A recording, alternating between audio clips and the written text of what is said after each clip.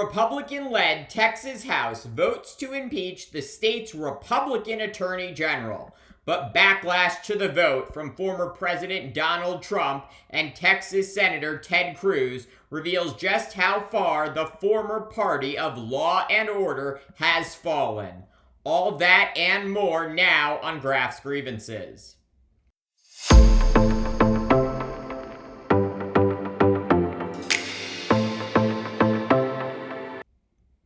In a historic move, the Texas House voting overwhelmingly to impeach Attorney General Ken Paxton, the conservative firebrand accused of bribery and abuse of public trust, including giving special treatment to a campaign donor who helped Paxton remodel his home.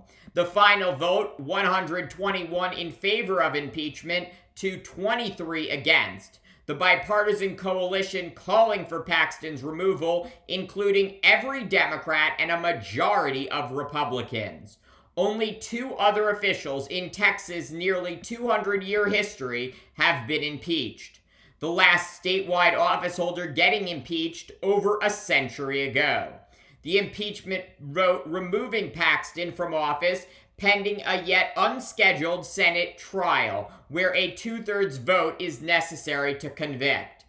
Paxton, serving his third term as Attorney General, decrying the move as, quote, politically motivated sham.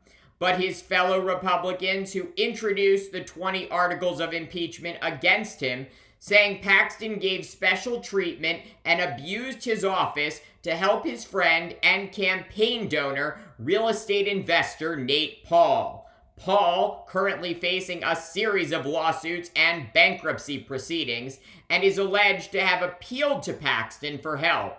Lawmakers saying Paul renovated Paxton's home and employed a woman with whom Paxton had an extramarital affair.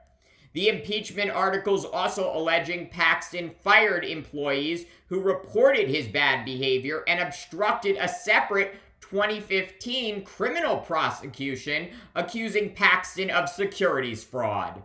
Despite being under criminal indictment for most of his tenure as AG, Paxton has become a star in Republican legal circles by closely aligning himself with former President Donald Trump.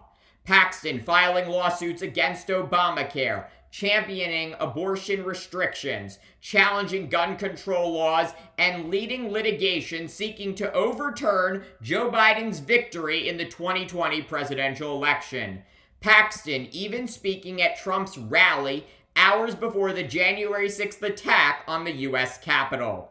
This allegiance to Trump not going unnoticed by the former president. Trump blasting Republicans voting to impeach Paxton and promising to politically target them in the next election.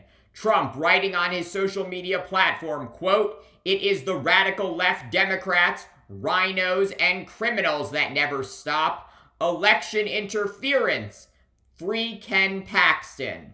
Also coming to Paxton's defense, Texas Senator Ted Cruz, the Harvard Law School graduate, calling the impeachment effort a, quote, travesty, and tweeting, quote, "No attorney general has battled the abuses of the Biden administration more ferociously and more effectively than has Paxton."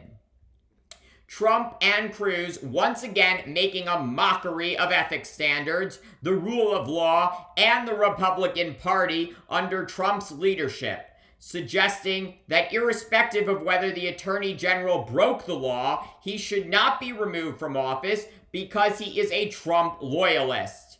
And while Paxton likely should have been impeached back in 2015 when he was indicted by a grand jury on charges of securities fraud, Republicans and Democrats in the GOP-led Texas House should be applauded for finally taking action against him now. The 60 House Republicans voting to impeach Paxton not only upholding their obligation to their constituents by ensuring the highest law enforcement official in their state is not a corrupt criminal, but helping to repair the much-needed reputation of the GOP. The former Law and Order Party, totally disgraced by former President Donald Trump and his administration of cruelty and criminality. The question now, will Texas Republicans continue to stand up for decency and the rule of law, and will their attempt to reclaim the GOP from Trump and his lawless MAGA acolytes like Paxton spread nationwide? Thanks for watching Graph's Grievances. Let me know what you think.